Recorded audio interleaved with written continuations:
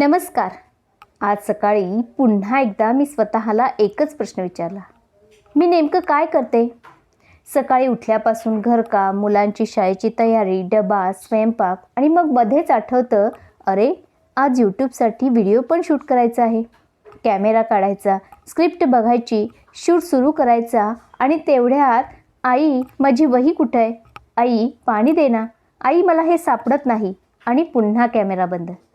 कधी कधी वाटतं मी आई आहे, गृहिणी आहे, टीचर आहे, क्रिएटर आहे, पण मी स्वतःसाठी नेमकं कधी जगते? जर तुमच्याही आयुष्यात घर, मुलं, जबाबदाऱ्या आणि त्याचबरोबर मोठी स्वप्न असतील तर हा व्हिडिओ शेवटपर्यंत नक्की बघा. कारण आज मी कोणतं मोटिवेशनल स्पीच देणार नाही.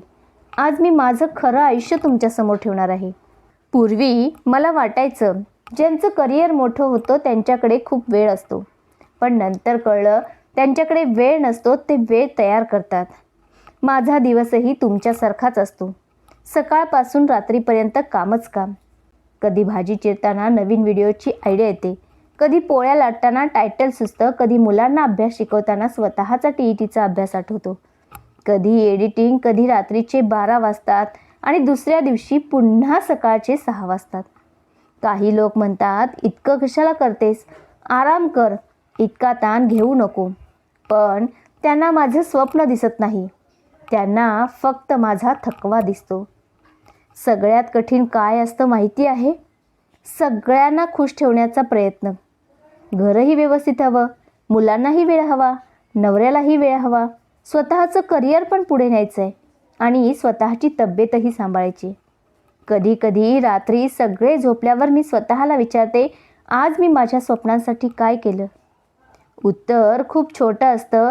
आज फक्त स्क्रिप्ट लिहिली, आज फक्त थंबनेल बनवला, आज फक्त 20 मिनिटं अभ्यास केला. पूर्वी वाटायचं इतक्याने काय होणार? आज वाटतं याच छोट्या गोष्टी आयुष्य बदलतात. एक गोष्ट माझ्या लक्षात आली, बॅलन्स म्हणजे ज्या क्षणी जे महत्त्वाचं आहे त्या क्षणी त्याला पूर्ण लक्ष देणं. मुलांसोबत असेल तर पूर्णपणे त्यांच्यासोबत, व्हिडिओ शूट करत असेल तर पूर्ण क्रिएटर, अभ्यास करत असेल तर पूर्ण विद्यार्थी. सगळं एकाच वेळी करायचा प्रयत्न केला तर काहीच नीट होत नाही. एका वेळी एक काम केलं तर हळूहळू सगळं होतं. मी अजूनही शिकते, मी अजूनही चुका करते. कधी व्हिडिओ अपलोड होत नाही, कधी एडिटिंग राहतं, कधी अभ्यास अपूर्ण राहतो, पण मी थांबत नाही.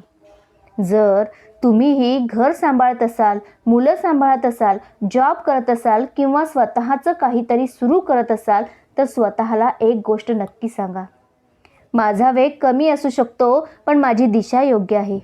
इतर लोक पुढे गेले म्हणून आपण मागे पडलो असं नसतं. प्रत्येकाचं आयुष्य वेगळं असतं. काही लोक रिकाम्या वेळेत स्वप्न पूर्ण करतात, काही लोक जबाबदाऱ्यांमध्ये वेळ शोधून स्वप्न पूर्ण करतात. आणि मला वाटतं दुसऱ्या प्रकारच्या लोकांचा प्रवास सुंदर असतो, कारण त्यांनी फक्त यश कमावलेलं नसतं तर त्यांनी संयमही कमावलेला असतो. आज मी अजूनही प्रयत्न करते, अजूनही शिकते, अजूनही पडते, अजूनही उठते, पण एक गोष्ट ठरवली आहे, घरही सोडणार नाही, मुलांनाही कमी पडू देणार नाही आणि माझं स्वप्नही अर्धवट सोडणार नाही.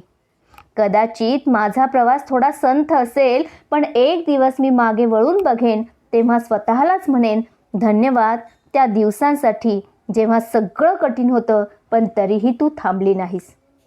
जर हा व्हिडिओ पाहणारी एखादी आई, एखादी गृहिणी, एखादा बाबा किंवा जबाबदाऱ्यांमध्ये अडकलेला कोणताही स्वप्न पाहणारा माणूस असेल तर एकच लक्षात ठेवा, स्वप्न पूर्ण करण्यासाठी परफेक्ट परिस्थिती लागत नाही, थांबू न देणारं मन लागतं.